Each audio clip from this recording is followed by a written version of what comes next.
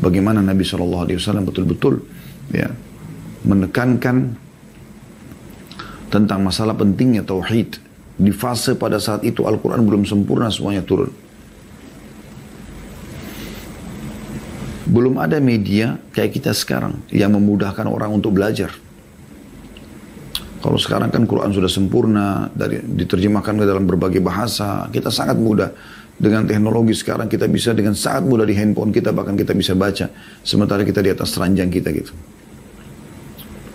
Tapi zaman dulu, fase awal Mekah, belum ada sama sekali. Ya. Ada seseorang yang buta huruf, tidak bisa baca, tidak bisa nulis, mengaku sebagai seorang nabi, wajib diikuti. Kalau tidak, maka akan masuk neraka. Kira-kira teman-teman, kalau kita hidup di masa fase Mekah dulu, kita akan menjadi Abu Bakar atau akan menjadi Abu Jahal? Ya. Bukan gampang. Kalau sekarang saja, masih banyak orang yang jauh dari agama, sementara fasilitas sudah begitu banyak. Bagaimana dengan zaman itu?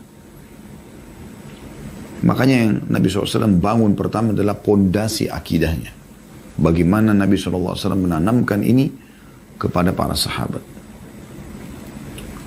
Belum ada ayat jihad, belum ada ya, perintah puasa, belum ada perintah zakat, belum ada perintah haji. Ya. Bahkan sholat pun di awal-awal Islam belum ada.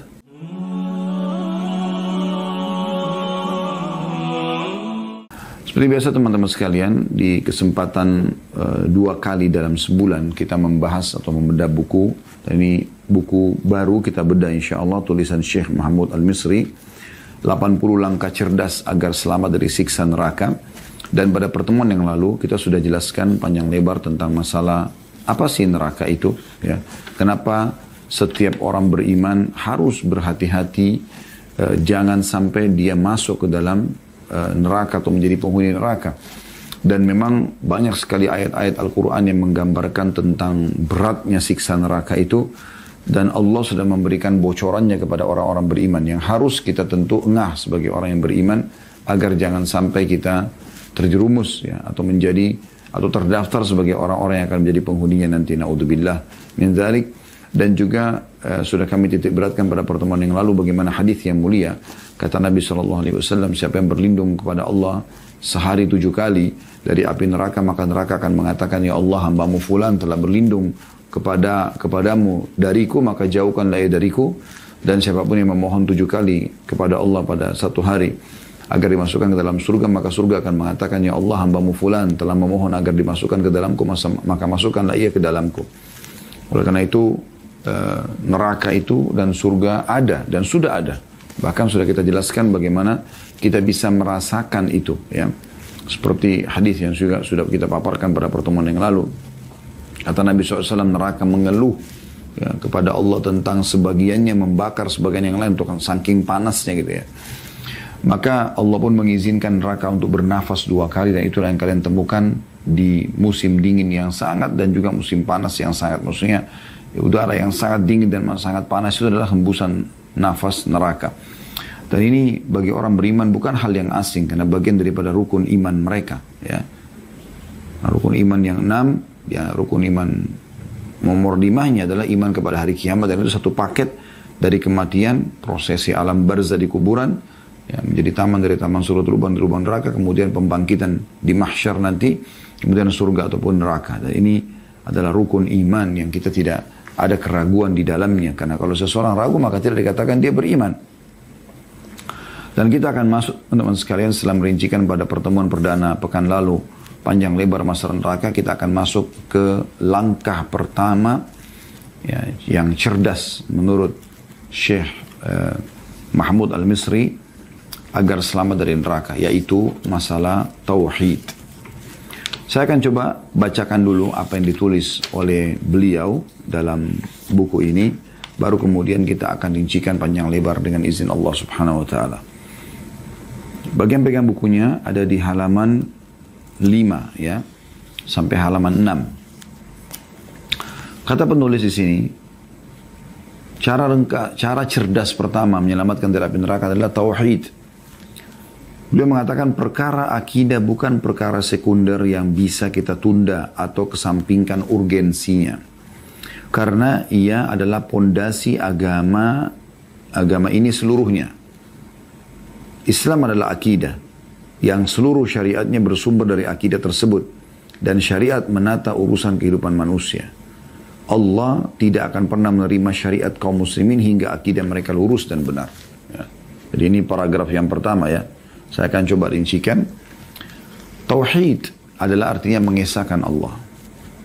Penuh keyakinan bahwasanya tidak ada yang menciptakan, tidak ada yang menghidupkan, mematikan, tidak ada yang menggantikan siang malam, menurunkan hujan dari langit kecuali Allah. Segalanya adalah Allah. Dan ini kembali kepada makna kalimat la ilaha illallah yang berarti la ma'budu bihaqqin illallah. Ya. Kemudian beliau mengatakan perkara akidah, maksudnya keyakinan tentang tauhid ini bukan perkara sekunder, bukan perkara yang opsi pilihan. Kapan mau pelajari, kapan enggak ya enggak gitu. Kapan mau yakini, kapan enggak ya enggak yakin gitu ya. Yang bisa kita tunda atau kesampingkan urgensinya. Karena ia adalah pondasi agama ini seluruhnya. Artinya, Anda bisa bayangkan kalau sebuah bangunan tidak ada pondasinya atau pondasinya rapuh, maka akan rubuh bangunan tersebut. Tapi kapan pondasinya kuat, kokoh, maka pastikan bangunan di atasnya pun akan kokoh dengan izin Allah Subhanahu wa taala. Maka tauhid ini mengisahkan Allah Subhanahu wa taala yang merupakan akidah atau keyakinan dasar setiap muslim. Ya. Itu adalah pondasi agama ini.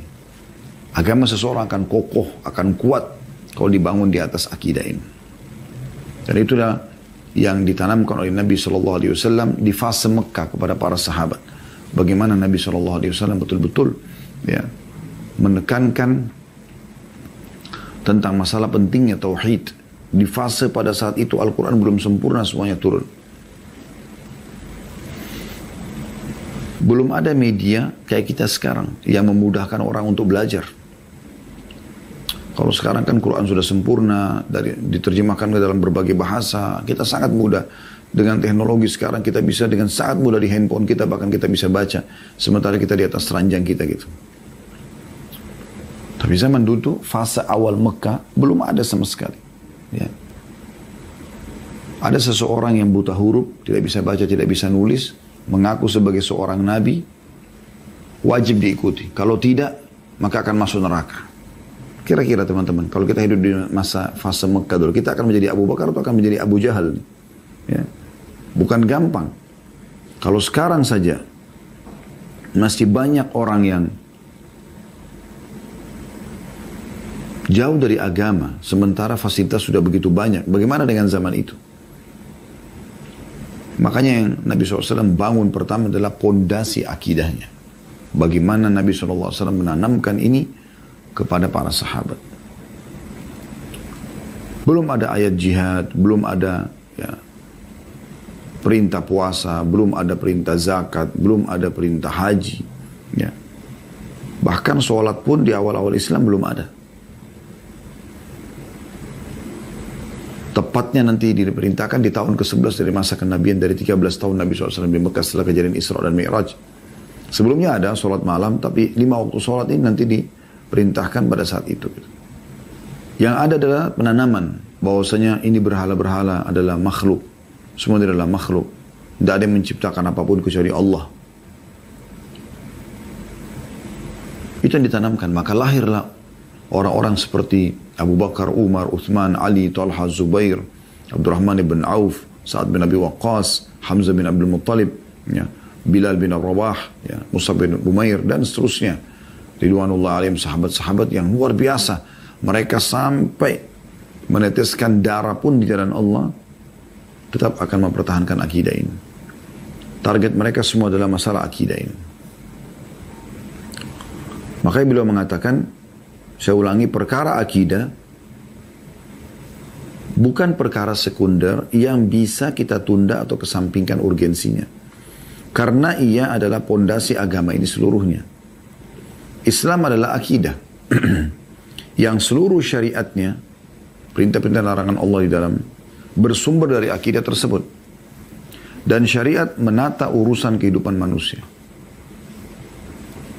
Jadi, pondasinya adalah akidah, di atasnya ada syariat yang diaplikasikan dalam kehidupan. Nah, kalau pondasinya kuat, maka syariat akan mudah untuk diterima dan diamalkan. Sementara syariat ini mengatur dan menata tatanan kehidupan manusia. Allah tidak akan menerima syariat kaum muslimin. Ya. Apapun perintah dan larangan Allah yang mereka kerjakan dan mereka jauhi, hingga akidah mereka lurus dan benar. Karena tidak akan diterima kalau mereka masih berbuat syirik kepada Allah. Gitu. Tidak akan diterima. Allah subhanahu wa ta'ala berfirman dalam hadis Qudsi. Ini dalil yang pertama diangkat oleh beliau. Ya bna Adam, innaka law ataitani bi qurabil ardi khataya, thumma lakitani la tushrik bi syai'an la ataituka bi qurabiha maghfirah. Wahai anak Adam, sesungguhnya jika kamu mendatangiku, hanya besar kata ganti Allah, dengan membawa kesalahan-kesalahan sepenuh bumi. Dosa-dosamu banyak memenuhi bumi. Kemudian kamu bertemu denganku, kunya besar kata ganti Allah, dalam keadaan tidak menyekutukanku dengan sesuatu apapun, niscaya aku akan mendatangimu dengan ampunan sepenuh bumi juga. Hadis diriwayatkan oleh Tirmidzi. Hadis ini dihasankan oleh Al-Albani. Hadis ini teman-teman menandakan bagaimana kedudukan tauhid sangat luar biasa. Dan yang dimaksud dengan syirik di sini, kalau seandainya kau datang membawa dosa sepenuh bumi dan tapi engkau datang tidak menyekutukan sesuatu dengan apapun dengan aku, maka kau akan datangkan pengampunan sejumlah atau sebanyak dosamu itu. Syirik adalah lawannya tauhid. Tauhid artinya mengisahkan Allah. Syirik berarti mempartnerkan Allah. Contoh kasus adalah orang-orang Mekah. Abu Jahal, Abu Lahab, ya, dan yang sejenis mereka itu, ya, seperti Utbah bin Walid, ya, Syaibah, semua ini Utbah, Syaibah, Walid, Umayyah bin Khalaf, ya, Abu Lahab, Abu Jahal. Nah, ini orang tokoh-tokoh Mekah, mereka tahu kalau ditanya, siapa yang menciptakan langit dan bumi? Siapa pemilik Ka'bah ini? Siapa yang mensyariatkan haji? Mereka haji pada saat itu. Maka mereka akan mengatakan Allah, ada Tuhan namanya Allah. Kalau ditanya, lalu kenapa kalian sembah berhala-berhala ini? Mereka bilang, kami hanya jadikan ini perantara antara kami sama Allah. Allah katakan dalam Al-Quran itu. A'udzu billahi minasyaitonir rajim. Wa idza sa'altahum man khalaqas samawati wal arda wa sakhkhara asy-syamsa wal qamara la yaquluna Allah. Hai Muhammad, kalau engkau tanya mereka, siapakah yang menciptakan langit dan bumi? Siapakah yang mengatur matahari dan bulan? Maka mereka akan mengatakan Allah. Lalu kalau ditanya, kenapa kalian sembah berhala-berhala ini? Jelas berhala-berhala ini patung kalian buat sendiri, kalian yang ukir matanya, mukanya lah ya. Kemudian kalian yang warnain, kalian yang pikul taruh di tempat yang kalian akan jadikan sebagai tempat sesembahan. Kalian juga yang perbaikin kalau rusak dan kalian yang memberikan nama, lalu kalian panggil Tuhan, gitu kan. Maka mereka mengatakan, ma na'buduhum illa liyuqarribuna ilallahi zulfa. Kami tidak sembah ini kecuali kami jadikan perantara antara kami dengan Allah. Dan Allah tidak butuh perantara benda-benda mati seperti ini. Ini yang dimaksud dengan kesyirikan. Dan ini berapa banyak umat Islam sekarang, Allahul Musta'an, Allah tempat kita meminta pertolongan dan perlindungan yang terjerumus dalam kesalahan ini. Karena kejahilan mereka. Baru dalam sholat mereka mengatakan, Iyyaka na'budu wa iyyaka nasta'in. Hanya kepadamu kami menyembah. Hanya kepadamu kami minta tolong. Habis salam, pergi kuburan sebelah masjidnya lalu minta-minta sama kuburan tersebut. Lalu mana perkataan kita, Iyyaka, iyyaka, hanya kepadamu, hanya kepadamu. Imam Nawawi rahimahullah mengatakan, aku heran dengan orang-orang yang minta-minta di kuburan kepada orang yang sudah mati. Padahal dalam kuburan itu orang yang seperti dia. Orang yang sama dengan dia. Hanya sudah jadi tulang belulang. Walaupun itu orang soleh. Makanya para sahabat Nabi Ridwanullah alaihim, tidak ada orang di antara mereka yang datang ke kuburan Nabi SAW lalu minta-minta di kuburan tersebut. Ambil tanahnya. Ya.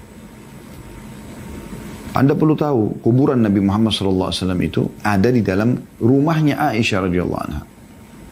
Rumahnya Aisyah radhiyallahu anha. Jadi Aisyah duduk sini, kuburan Nabi SAW di sebelah situ. Ya. Belum pernah ada satupun riwayat setelah Nabi SAW meninggal, beliau pun atau Aisyah radhiyallahu anha membuka rumah lalu mengatakan ini kuburan Nabi, ambillah tanahnya supaya kalian berkah. Ya. Bahkan baju Nabi SAW pun tidak ada dikatakan ini baju Nabi, ambillah, potong-potonglah, bagi-bagilah, jadikan sebagai jimat. Tidak pernah ada riwayat itu. Sahabat Nabi Ridwanullah alaihim datang mengucapkan salam di kuburan Nabi SAW lalu pergi. Sebagaimana sampai sekarang kita masih mengerjakan itu sebagai kaum muslimin.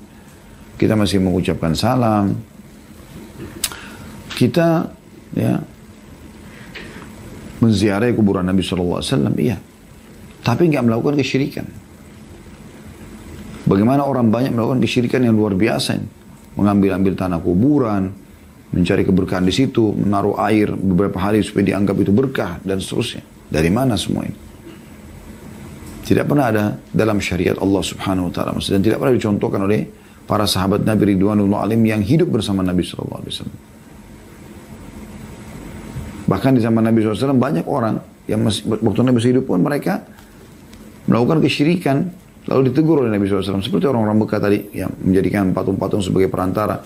Ada juga pernah sahabat menggunakan gelang berwarna kuning itu. Kata Nabi SAW, untuk apa? Dia bilang untuk menyelamatkan saya dari mara bahaya. Kata Nabi SAW, buanglah.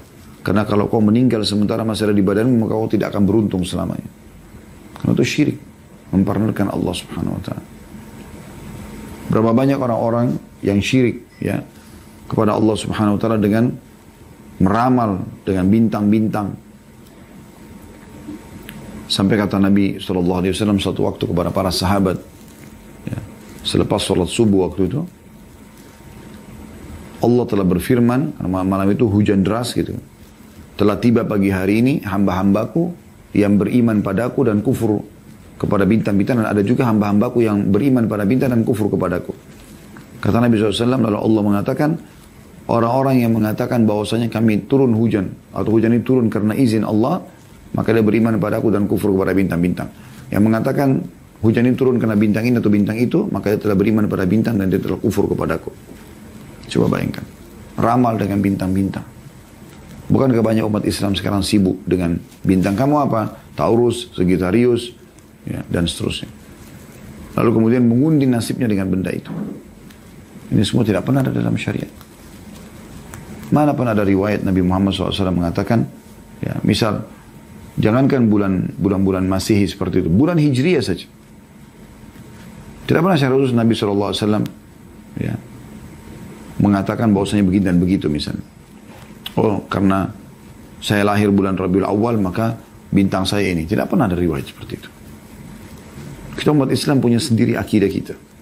Tidak boleh ikut-ikutan. Dan itu masuk ke dalam lini kehidupan kita banyak sekali. Termasuk masalah feng shui dalam rumah. Gitu kan. Padahal kita punya tata cara sendiri. Hendak mereka ikut dengan orang non-muslim. Bahkan biasa kadang-kadang dibayar jasa yang mahal. Dipanggillah orang-orang yang dipanggil paranormal. Kemudian menebak-nebak. Mengatakan rumah ini ada begini, rumah ini begini, rumah itu begitu. Hanya karena modelnya ada tusuk sate lah, ada bagian belakangnya kecil, maka ini tidak berkah dan seterusnya. Ini semua khurafat yang tidak boleh ada dalam kehidupan kita.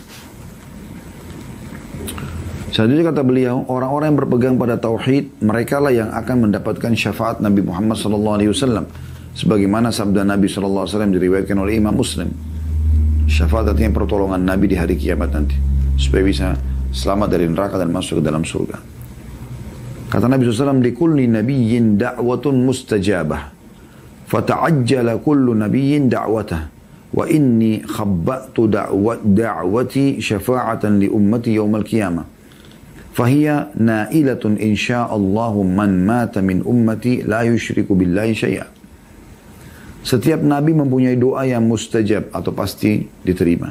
Dan setiap nabi telah menggunakan doanya di dunia.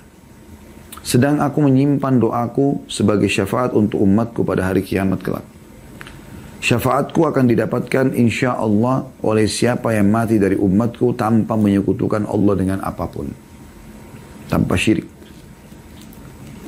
Lalu kata beliau, ya Allah, penulis mengatakannya, janganlah engkau menghalangi kami dari nikmat tauhid dan bangkitkanlah kami dalam rombongan ahli tauhid bersama sayyidi muwahhidin Muhammad sallallahu alaihi wasallam. Maksudnya bersama dengan tuannya dan pemimpinnya, orang-orang yang bertauhid Nabi Muhammad sallallahu alaihi wasallam. Nah, ini kurang lebih keterangan yang diseruskan oleh penulis. Kembali lagi sini penekanan tentang masalah syirik. Ya. Oleh karena itu hati-hati sekali teman-teman sekalian. Hati-hati sekali. Ya, kita terlalu mengkultuskan kuburan, batu, benda mati. Bahkan syaitan. Ya. Di tengah-tengah komunitas kaum muslimin, mereka masih saja minta tolong pada jin. Dengan alasan ini adalah khadam. Ini adalah ini dan itu. Padahal tidak ada satupun riwayat teman-teman sekalian dinukil. Kalau Nabi Muhammad SAW sendiri punya khadam dari jin. Qarin pendamping ya, tapi khadam ya, yang diberikan makan atau minum atau berikan tumbal, kemudian dia berkhidmat, ini tidak pernah ada. Pernah Anda dengar ada khadamnya Nabi SAW atau khadamnya Abu Bakar atau khadamnya Umar atau khadamnya Uthman atau khadamnya Ali. Yang kita dengar malah syaitan lari dari Umar. Nah itu kalau ahli tauhid begitu. Mereka hanya bergantung kepada Allah SWT, tidak akan bergantung pada makhluk. Kita sama air, sama batu, sama api, sama udara, sama hewan-hewan, sama tumbuh-tumbuhan, sama jin, sama malaikat, semua sama bumi dan langit, semua ini sama-sama makhluk. Kita diciptakan oleh Allah Subhanahu wa taala. Allah itu satu-satunya Tuhan. Kita menunggangi fasilitas makhluk itu untuk lebih mengenal Tuhan kita Allah Subhanahu wa taala. Ini yang harus kita garis bawahi. Murnikan tauhid kita. Banyak fenomena yang terjadi ya, di mana mereka melakukan kesyirikan kepada Allah Subhanahu wa taala. Terlalu banyak. Menggunakan jimat-jimat ya. Di tengah-tengah kaum muslimin. Bahkan kadang-kadang menyebar luas itu. Ya. Itu semua tidak boleh. Ya. Saya waktu bimbing jemaah ke Turki, kemudian ada salah satu souvenir yang dijual ya. Nah, kalau Anda memang yang mendengarkan ceramah kami ini pernah ke Turki atau akan ke Turki, itu Anda bisa lihat ada souvenir seperti kaca gitu ya, bulat, tengah-tengahnya kayak ada mata gitu. Biasanya dijadikan perhiasan kalung, hiasan dinding, jam, dinding, souvenir dijual. Dan orang kita Masya Allah bolak-balik ke Turki gitu. Saya awalnya tidak tahu, kemudian saya coba tanya tour leadernya pada saat itu orang Turki, ini apa ini? Karena saya lihat di bus dipajang. Waktu kami masuk ke Grand Bazaar di pasar di Istanbul, juga sama. Yang banyak dijual itu. Terus saya tanya, apa ini sebenarnya? Mereka mengatakan, ini adalah keyakinan orang Turki bisa menyelamatkan dari mara bahaya. Dan ini tatayur, menggantungkan nasib pada benda, tidak boleh. Walaupun asal makna kalimat tatayur adalah bergantung pada burung. Orang-orang jahiliyah Mekah dulu, mereka itu mendatangi dukun, kemudian mereka membayar dengan uang tertentu, pada saat itu dengan uang yang mereka gunakan ya. Lalu dia akan punya satu kotak di dukun itu, di dalamnya ada 3 lembar bulu burung merpati. Ditulis di atasnya, lakukan, yang kedua tidak lakukan, yang ketiga kosong. Lalu kemudian setiap kali dia mau lakukan sebuah aktivitas, apakah dia mau menikah, dia mau safar, dia mau pindah rumah, dia mau mulai berbisnis, apa saja, maka dia akan ke dukun tersebut, bayar lagi, kemudian dia masukkan tangannya ke kotak itu, lalu dia ambil tanpa melihat mana bulu yang keluar. Kalau keluar bulu yang tertulis lakukan, berarti dia anggap dia akan sukses dengan apa yang akan dia lakukan. Kalau keluar yang tidak, jangan lakukan, berarti dia akan berbahaya kalau dia paksakan lakukan. Yang ketiga, kalau keluar yang kosong, dia harus mengulangi salah satu, supaya dapat salah satu dari 2 bulu tadi. Jadi ini ngawur. Bagaimana caranya dia mengundi nasib dengan ini? Seperti di Indonesia juga ada orang, dulu waktu saya masih kecil ya, saya sering dengar, waktu kami masih di Makassar, Allahu alam kalau di Indonesia juga secara umum seperti itu ya. Tapi ada keyakinan orang, saya sering dengar dulu waktu masih kecil, kalau suara tokek, ya, oh berarti kalau ngucapin, kalau tokeknya lagi tokek gitu ya, oh beruntung. Terus yang kedua tokek lagi, dia keluarin lagi suaranya, oh tidak beruntung. Terus ya, nah kalau pas tokeknya berhenti dan dia pas menghitung ternyata tidak beruntung, oh dia mengundi nasibnya. Ini dari mana ini semua? Gitu kan? Ini kejahilan. Begitu juga dengan mata di atas kedap-kedip mau senang, kalau kelopak mata, kelopak mata di bawah mau sedih, maka terus saja dia terbebani kalau kelopak matanya di bawah berkedap-kedip gitu, atau bergetar. Padahal sebenarnya mungkin matanya letih, butuh istirahat, tidak ada hubungannya. Tangan kanan gatal mau keluarin duit, tangan kiri mau dapat duit. Urat sarafnya lagi ada masalah saja di tangannya. Tidak ada hubungannya sama sekali. Jadi bagaimana kalau orang yang tidak gatal sama sekali tangannya? Yang kiri misalnya dia tidak akan dapat duit sama sekali. Nah ini semua contoh-contoh. Dan begitu banyak mereka melakukan perbuatan-perbuatan seperti ini. Semoga Allah berikan hidayah. Subhanallah, orang yang bertauhid kepada Allah ini akan selalu saja aman dari segala macam masalah-masalah seperti ini. Kita akan coba teman-teman sekalian melihat, ya, kalau Anda bertauhid kepada Allah sebenarnya Anda dapat apa? Yang pertama sekali, Anda akan mendapatkan apa yang dijanjikan dalam hadis ini. Tadi yang baru kita sebutkan, ya, yaitu pengampunan dosa. Ya. Dan sudah kita baca hadisnya ini. Jadi sebanyak apapun dosa yang kita lakukan, selama kita teman-teman sekalian tidak bersyirik kepada Allah, tidak merusak tauhid kita, maka Allah akan maafkan kesalahan kita. Ya. Kemudian juga kalau Anda bertauhid kepada Allah, Anda akan dapat panduan hidup. Maaf, yang kedua begini. Yang kedua, kalau Anda bertauhid, Anda akan mudah menerima syariat Allah SWT. Dan perubahan Anda itu sifatnya bisa kita katakan abadi insya Allah. Maksudnya gini, kalau Anda berubah menjadi atau hijrah, lebih dekat kepada Allah SWT dan Anda berada di atas tauhid, tidak menyekutukan Allah, maka kita temukan orang-orang hijrah seperti ini akan sangat kokoh dengan pendirian mereka. Sangat mudah mereka mengikuti Al-Quran, sangat mudah mereka mengikuti hadis-hadis Nabi SAW. Terjadi perubahan dan tidak mempengaruhi mereka. Dan mereka bisa istiqomah sampai meninggal. Beda halnya kalau orang menyatakan dirinya hijrah tapi kepada hal-hal yang salah. Kesyirikan kepada Allah Subhanahu Wa Taala. Ya. Allahul Musta'an. Allah tempat kita meminta pertolongan. Tapi seperti itu. Begitu banyaknya orang yang merusak tauhidnya sehingga akhirnya mereka jauh dari, ya, amal-amal saleh. Subhanallah, orang kalau bertauhid itu berubah akhlaknya. Lebih jujur, lebih amanah, lebih tanggung jawab, ya, lebih royal, lebih loyal, semuanya. Berapa banyak orang yang kami temuin, mereka menyatakan mereka telah hijrah karena mendengarkan ceramah, mereka sekarang sudah bertauhid, mereka sudah meninggalkan kesyirikan. Mereka luar biasa gitu, merasakan ketentraman jiwa. Dan itu mahal sekali nilainya. Itu yang kedua. Yang ketiga, mereka dapat petunjuk dari Allah Subhanahu Wa Taala. Sebagaimana Allah jelaskan dalam surah Al-An'am, surah nomor 6 ayat 82. A'udzu billahi minasyaitonir rajim. Alladzina amanu wa lam yalbasu imanum bidzulmin ulaika lahumul amnu wa hum muhtadun. Orang-orang yang beriman dan tidak mencampur adukkan iman mereka dengan kezaliman atau syirik. Mereka itulah orang-orang yang mendapatkan rasa aman dan mereka mendapatkan petunjuk. Dan mereka mendapatkan petunjuk. Ya. Jadi Allah selalu pandu mereka kepada hal yang baik, keselamatan dunia dan akhirat. Orang yang bertauhid juga akan dihilangkan, akan dimudahkan keluar dari permasalahan yang dia sedang hadapi. Seberat apapun itu. Sebagaimana Allah menjelaskan dalam surah At-Talaq, surah nomor 65. Ayat 2 sampai ayat 3. A'udzu billahi minasyaitonir rajim. Wa may yattaqillaha yaj'al lahu makhraja wa yarzuqhu min haitsu la yahtasib. Wa may yatawakkal 'ala Allah fa huwa hasbuh.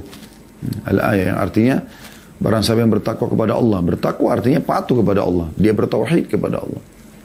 Tidak akan bertemu antara patuh tanpa tauhid.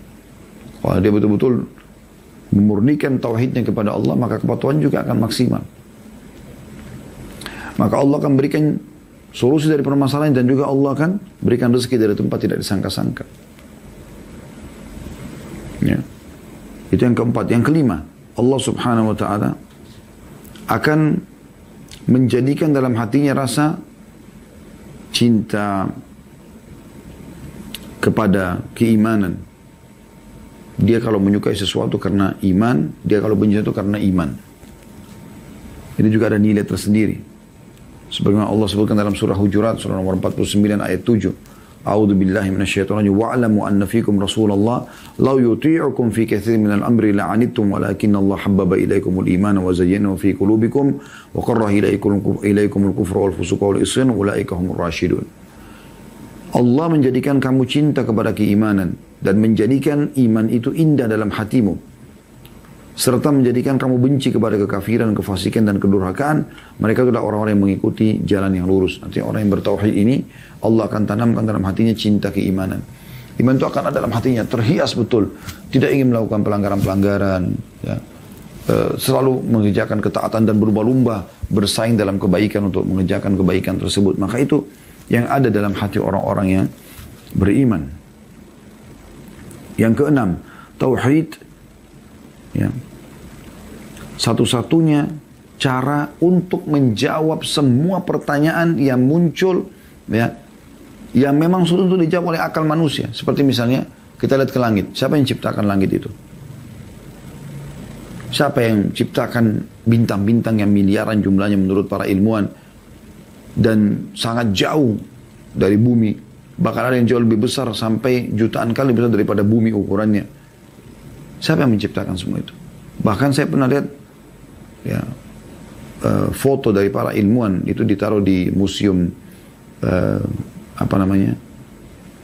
Museum Al-Quran di Madinah ya, pernah ada foto gitu diabadikan. Bumi itu kalau diambil gambarnya maka dia seperti pasir di padang pasir yang luas pada saat diambil gambarnya bersama dengan bintang-bintang yang lainnya. Jadi kita saja sudah sangat kecil dibandingkan bumi ini. Bagaimana dengan bumi yang seperti pasir di alam semesta ini? Dengan bertauhid teman-teman kita punya jawabannya. Oh ternyata Allah saja yang ciptakan semua. Selesai. Udah terjawab langsung. Sesuatu yang tidak bisa dijawab oleh akal manusia. Orang-orang ateis bingung. Mereka mau coba mencari bahwa ini terjadi begitu saja sulit. Ya. Lalu siapa yang mengurusnya setiap hari? Siapa yang merawatnya? Siapa yang menggantikan siang dan malam? Apakah tiba-tiba lampu di rumah Anda menyala tanpa ada yang menyalakannya? Atau mati tanpa ada yang mematikan? Kita tidak bicara kalau konslet atau rusak. Kita bicara kalau normalnya. Apakah tiba-tiba saja malam dan siang begitu tanpa ada yang mengaturnya? Kita lihat terang, kita lihat gelap setiap hari ini. Begitu juga shower air di kamar mandi ada tiba-tiba jalan tanpa ada yang nyalakan. Kita tidak bicara kalau rusak, kita bicara normalnya. Tidak mungkin. Bagaimana bisa? Bahkan bagaimana bisa ada shower di situ, ada air tanpa ada yang memasangkan jalurnya gitu. Begitu juga dengan air hujan turun dari langit. Bahkan kadang-kadang kita temukan di sebelah sini hujan, di sebelah sini enggak. Di jalanan ya. Saya pernah temukan gitu jalan raya, sini hujan, sini enggak gitu. Sini kena hujan, maksudnya sini tidak. Siapa yang mengatur itu? Coba lihat kepada diri Anda sendiri. Kata Allah SWT, "Wa fi anfusikum afala tubsirun." Di diri kalian lihat ada tanda-tanda kebesaran Allah. Siapa yang menata alis seperti ini teman-teman sekalian? Siapa yang membuat mata seperti ini? Hidung, bibir, lidah, gigi, jari-jari kita ini. Siapa yang membuat semua ini? Warnanya, bentuknya ya. Siapa yang membuat semua ini? Gigi kita dengan rapinya. Seluruh fungsi anggota tubuh. Saya pernah lihat sebuah cuplikan ilmiah teman-teman tentang tubuh manusia. Betul-betul seperti sebuah pabrik raksasa yang sangat besar sekali. Ya, rumit. Dan penuh dengan, kalau kita ibaratkan building itu, dia akan penuh dengan lift-lift yang sangat rumit gitu ya. Yang ini untuk ke arah sana, yang ini untuk arah ke sini. Kita begitu konsumsi makanan atau minuman, subhanallah, dalam tubuh kita ini sudah langsung seperti sebuah perusahaan besar yang mengelola. Mana yang dibutuhkan tubuh, mana zat besinya, mana ininya, mana ininya, mana ini. Langsung terpilah dengan sendirinya. Padahal kita makan jenis makanan satu misalnya. Ya, buah misalnya, apel atau jeruk. Maka yang menjadi intisari dan kandungan dalamnya itu begitu masuk ke dalam tubuh kita maka akan terpilah dengan sendirinya.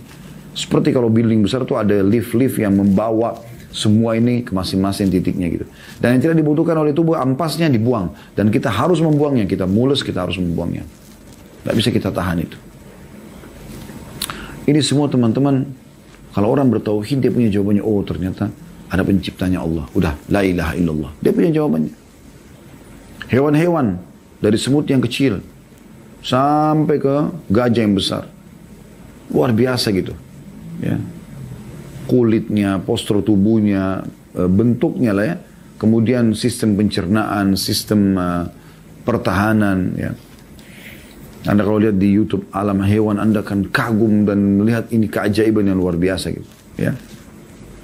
Tumbuh-tumbuhan juga begitu.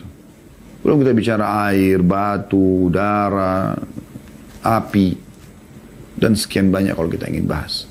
Semua itu, kalau Anda kembalikan kepada tauhid, Anda akan mengatakan, oh la ilaha illallah. Gak ada yang menciptakan, gak ada yang mengadakan, gak ada yang menghancur, memusnahkan. Ya. Tidak ada yang mengatur jumlahnya. Ya. Bahkan yang makhluk hidup, rezekinya. Ya, yang Allah katakan dalam Al-Quran. وَمَا مِنْ دَابَةٍ فِي الْأَرْضِ إِلَّا عَلَى اللَّهِ رِزْقُهَا. Tidak ada hewan melata di muka bumi kecuali Allah yang memberikan rezekinya.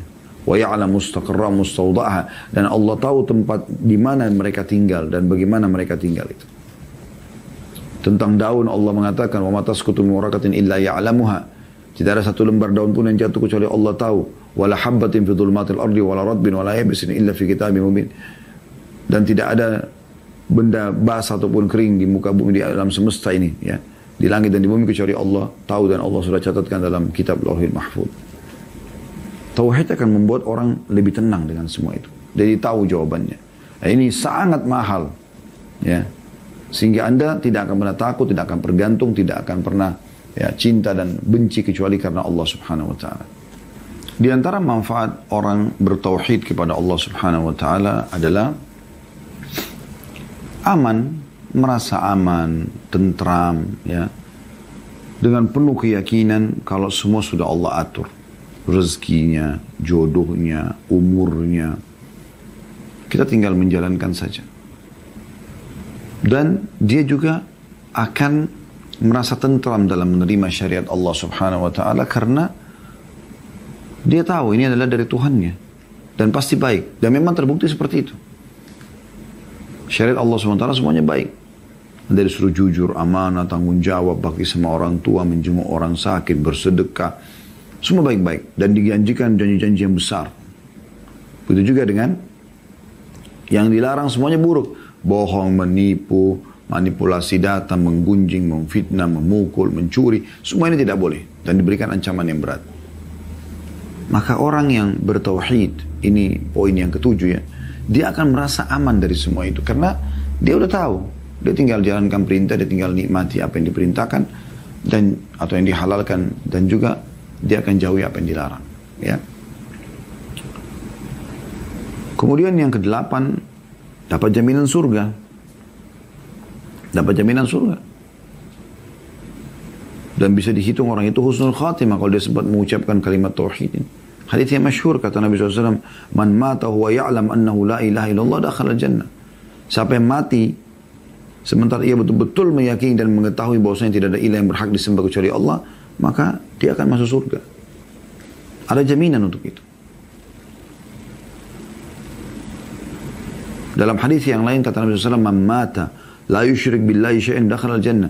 Siapa yang meninggal tidak menyekutukan Allah dengan suatu apapun, maka dia pasti masuk dalam surga. Nah, ini jaminan yang luar biasa gitu, ya. Kemudian yang kesembilan teman-teman sekalian, ya. Jadi yang tujuh tadi dia bisa mendapatkan aman, yang kedelapan dia masuk dalam surga, yang kesembilan Allah menjanjikan bagi mereka kedudukan di muka bumi, kemuliaan, peninggian derajat, ya. Namanya harum. Siapa yang mengenal Abu Bakar, Umar, Uthman, Ali, Talha, Zubair sebelum Islam? Sebelum bertauhid kepada Allah. Tidak ada yang mengenal mereka. Tapi setelah mereka bertauhid kepada Allah, Allah muliakan mereka. Allah berfirman dalam Al-Quran, dalam surah An-Nur, surah nomor 24 ayat 55. A'udhu billahi minasyaitanir rajim. Wa'adallahu alladhina amanu minkum wa amilus salihati la yastakhlifannahum fil ardi kama istakhlafa alladhina min qablihim wa la yumakkinanna lahum dinahum alladhi irtada lahum wa la yubaddilannahum min ba'di khawfin amna ya'buduna la yushriku bi nabiyyi syai'a wa man kafara ba'da dhalika fa ulaika humul fasiqun. Yang artinya, dan Allah telah menjanjikan kepada orang-orang yang beriman di antara kamu dan mengerjakan amal-amal soleh, bahwasanya dia sungguh akan menjadikan mereka berkuasa di bumi. Sebagaimana dia telah menjadikan orang-orang yang sebelum mereka berkuasa, dan sungguh dia akan meneguhkan bagi mereka agama yang telah diridhoinya untuk mereka. Dan dia benar-benar akan mengubah keadaan mereka sesudah mereka berada dalam ketakutan menjadi aman sentosa. Mereka tetap beribadah kepada Allah dan dengan tidak mempersekutukan aku dengan suatu apapun. Tapi barang siapa yang tetap kafir sesudah janji ini, maka mereka adalah orang-orang yang fasik. Ini yang kesembilan. Ya, bahwasanya Allah menjanjikan mereka akan diberikan kedudukan di muka bumi. Apakah itu kedudukan dia secara pribadi, Allah mudahkan dia punya pasangan hidup, punya harta yang mencukupi dia selalu merasa cukup. Atau Allah berikan lebih besar. Nah, Sebagaimana Nabi SAW dan para sahabat diberikan kedudukan yang sangat tinggi sampai mereka menjadi raja-raja yang raja-raja dunia, gitu kan. Nabi SAW membangun pemerintahan Islam di Madinah ya, setelah 10 tahun hijrah di sana. Kemudian dilanjutkan oleh Khulafaur Rasyidin Abu Bakar, Umar, Utsman, Ali. Kemudian berdiri terus ya dinasti Umayyah, dinasti Abbasiyah. Terus saja ya orang-orang yang mentauhidkan Allah Subhanahu wa taala akan diberikan kedudukan ya. Juga Allah berfirman tentang masalah itu dalam surah An-Nahl surah nomor 16 ayat 97. A'udzu billahi minasyaitonir rajim. Man 'amila shalihan min dzakarin aw untha wa huwa mu'minun falanuhyiyannahu hayatan thayyibah wa lanajziyannahum ajrahum bi ahsani ma kanu ya'malun. Barang siapa yang mengerjakan amal soleh baik laki-laki maupun perempuan dalam keadaan beriman, maka pasti akan kami berikan kepada mereka kehidupan yang baik. Thayyibah itu kehidupan yang thayyibah, artinya kehidupan yang sempurna, yang baik, yang nyaman, yang sentosa. Dan akan kami beri balasan kepada mereka dengan pahala yang lebih baik daripada apa yang telah mereka kerjakan. Yang ke-11, tauhid akan menyelamatkan orang dari siksa api neraka. Ya. Kalau tadi masuk surga, ini juga tidak akan kekal di neraka. Karena dengan tauhidnya. Ya. Sebagaimana Nabi SAW mengatakan, yadkhulu ahlul jannatil jannah. Penghuni surga akan masuk ke dalam surga. Wa ahlun narin nar. Dan penghuni neraka masuk ke neraka. Thumma yaqulullahu ta'ala, lalu Allah yang maha tinggi berfirman, akhriju man kana fi qalbi mithqalu habbatin min khardalin min iman. Keluarkan orang yang dari neraka yang ada dalam hatinya seperti biji sawi daripada keimanan, ya. Fa yakhrujuna minha qad suwaddu fa yulqawna fi nahril hayat aw al hayai aw al hayati. Maka mereka dikeluarkan ya dari neraka sementara mereka sudah menghitam, hangus, ya. Lalu mereka dimasukkan ke dalam sungai kehidupan, ya. Fayambutuna kama tambutul habbatu fi janibis sail, maka mereka akan tumbuh kembali seperti tumbuhnya tumbuh-tumbuhan kecil di saluran-saluran air. Alam tara anna takhruju safra'a multawiyah.